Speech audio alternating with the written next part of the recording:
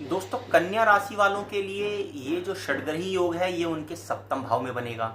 अब क्योंकि षडग्रही योग के अंदर शुक्र, शनि, सूर्य, चंद्र, राहु, बुध ये सारे एकजुट हो रखे हैं और क्योंकि ये सप्तम भाव में हो रखे हैं तो जो सप्तम भाव से रिलेटेड चीज़ें हैं उनको ये पूरा परिवर्तन करके रख देंगे। दोस्तों, जैसा कोरोना के टाइम पर जो है उससे पहले काल सर्प दोष योग का निर्माण हुआ था, कुछ इसी प्रकार की परिस्थितियां दोबारा से निर्मित हुई हैं। तो आप इसको ये समझ लीजिए कि प्रकृति के युग परिवर्तन का ये दूसरा हिस्सा है जो घटित हो रहा है। और ये क्यों इतना इंपॉर्टेंट है आप समझिए।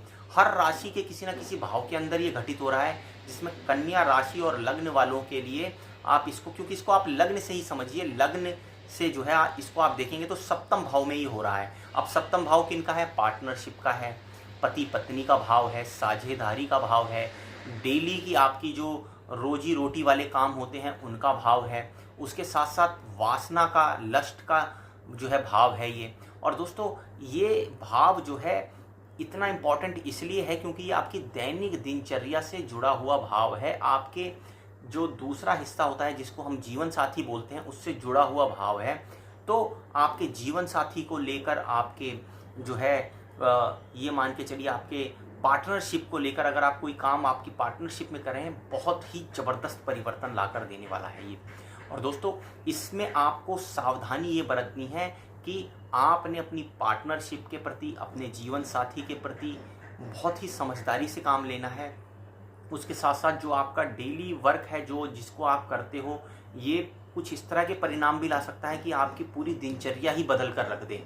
और उसके साथ साथ दोस्तों, ये आपकी जो सेक्स लाइफ है उसको भी कुछ हद तक प्रभावित कर सकता है, क्योंकि ये सप्तम भाव है और सप्तम भाव आपके केंद्र का स्थान है। सीधा यहाँ पर बैठे हुए जो ग्रह हैं वो आपके लग्न को भी देखते हैं दोस्तों।